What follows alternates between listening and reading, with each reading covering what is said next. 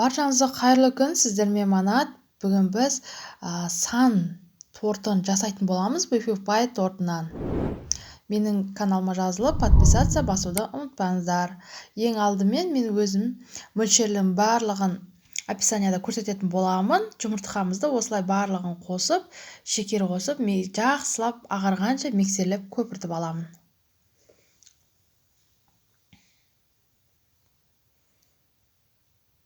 Бірінші баяу миксерді қосып, кейін көбейтіп, осылай ағарғанша миксерлеп аламын. Екінші кезекте сливочный майыма шоколадты қосып, будай ертіп аламын.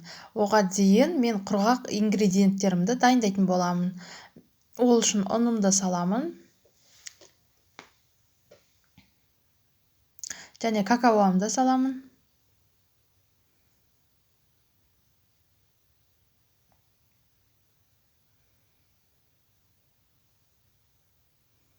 Және разрыхитель салатын боламын. Қопсытқыш салатын боламын. Осылай шашыратып салып, барлығын жақсылап араластырып аламын.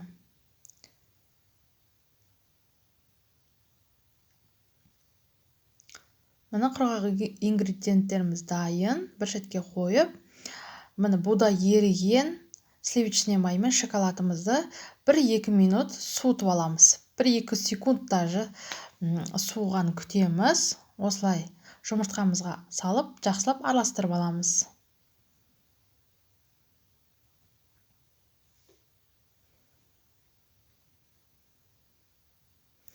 Және құрғақ ингредиенттерімізді саламыз. Барлығын миксердің көмегімен жақсылап араластырып аламыз.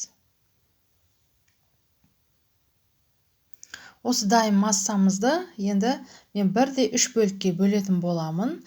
Өйткені бисквитім 1-дей шығу қажет, сондықтан 1-дей теңдей қылып осылай бөліп аламын. Енді пешімізді 180 градуста қыздырып, осылай ыдысымызды пергамент қағазын төсеп дайындаймын. Осының бетіне құйып, массамызды бір тегіс қылып жайып аламын.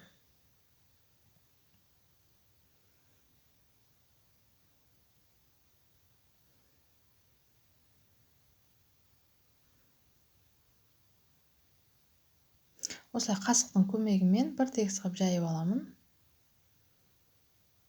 180 градуста 8 минутқа қоятын боламын. Өте тез піседі.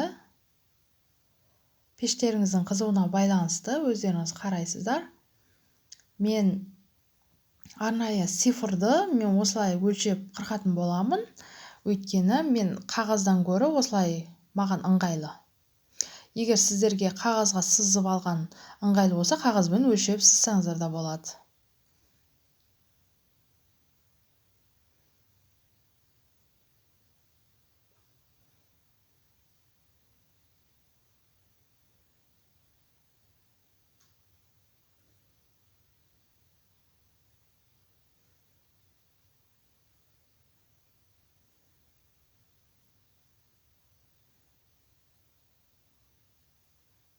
Бисквитіміз өте жұмсақ, өте жақсы көтерілген, қалыңдығы да өте тамаша, көріп отқандарыңыздай. Осылай жан-жағында қырқып аламыз. Және жан-жағындағы бисквитті түрлі печенье кескішпен кесіп, бетін әрлесеңіздер де болады. Мен бұл жерде қоспаймын, бірақ солай сәндесеңіздер де болады. Ортасын мен бокалмен кесетін боламын. Бокалды қатты бассаңыздар да болады, немесе пышақпен кессеңіздер де болады.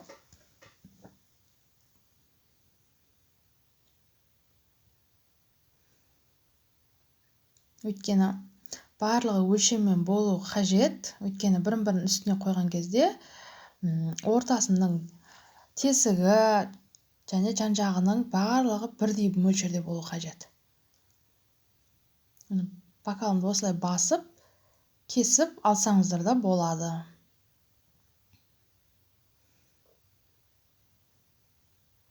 Үшінші бисквитімде де дәл солай кесіп алатын боламын.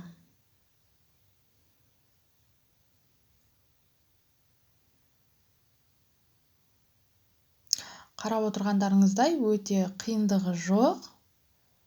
барлығы оңай, тек осылай кескен кезде бірдей өлшеп кессеңіз болды.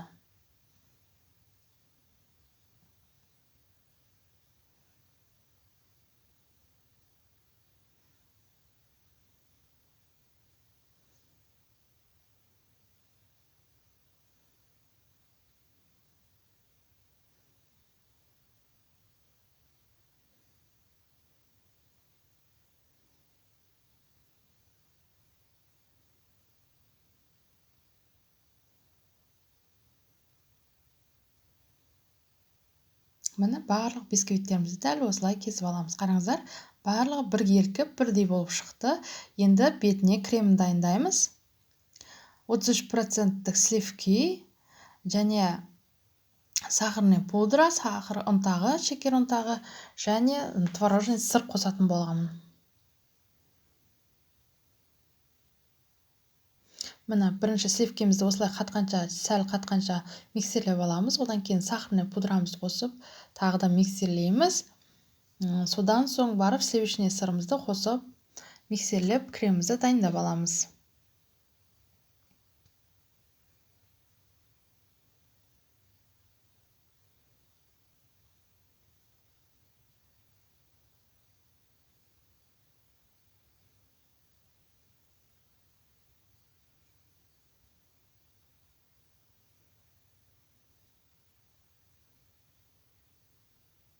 Барлық мөлшерлемесі мені описаниямда жазылып тұрады. Описаниядан көрсеңіздер болады.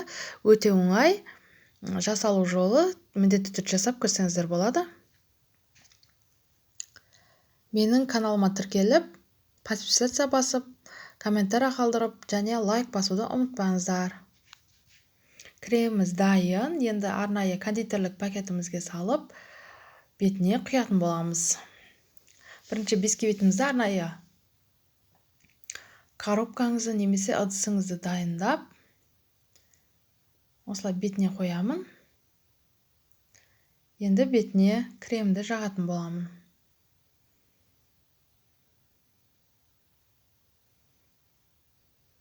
Міне барлығын қағаздан ажыратып дайындап қоямын.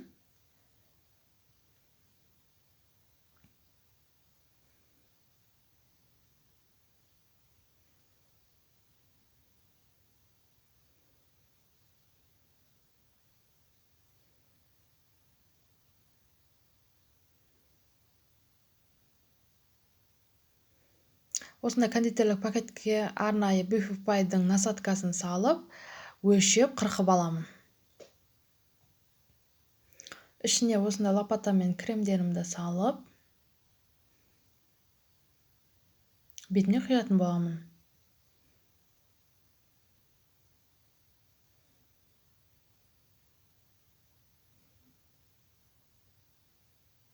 Дәл осылай құйып шықсаңыздар.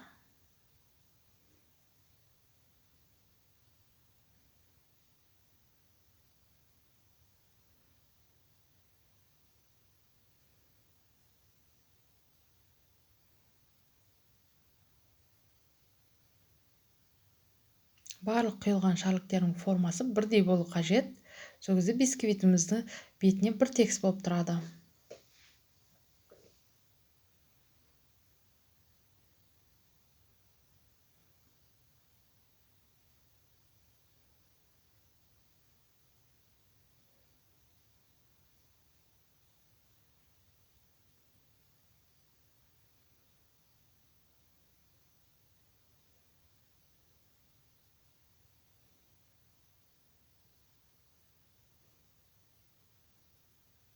Орталарына да дәл осылай құйып шығамыз.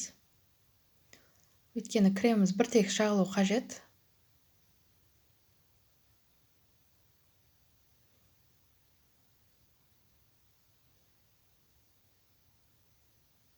Енді бетіне бисквиттеріміз қоямыз.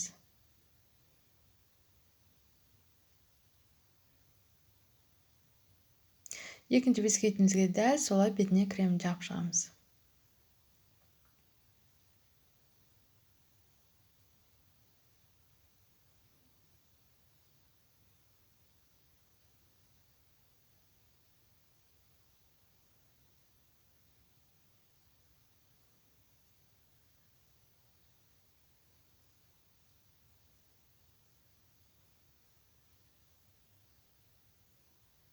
Мен бірінші айналасына, одан кейін осындай дөңгелектерінің ортасына тесігіне осылай жағып шығамын. Өйткені бірінші көрінетін көрінісі әдемі болу қажет, ал ортасына осылай қысып жағып шығатын боламын кремін. Қарап отырғандарыңызда кремдер бір тегіс жағылды.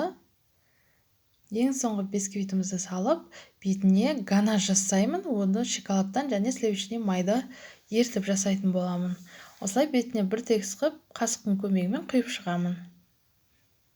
Барлық мөлшерін мен описанияда көрсететін боламын. Егер де ганашыңыз сыртына ағып, бисквиттің сыртына ағып жатса, ол ештеңе етпейді. Ол да көрінісін әдемі көрсетеді. Өйткені Baby Pie тортының ең ерекшелігі осы бетіндегі шоколадында болады. Осылай бәрін бір тегіс жағып шығамын. Енді бетін осылай мен сәндейтін боламын. Түрлі безелер қоятын боламын. Мен сіздерге кейін көрсететін боламын арнайы безелердің қалай дайындалу видеосын. Осындай беземен сәндеймін. Сіздер түрлі шоколадпен сәндесеңіздер де болады. Қараңыздар, бисквитіміз қандай көтерілген. Крем бір тегіс жағылды. Көрінісі өте керемет. Менің YouTube каналыма жазылуды ұмытпаңыздар.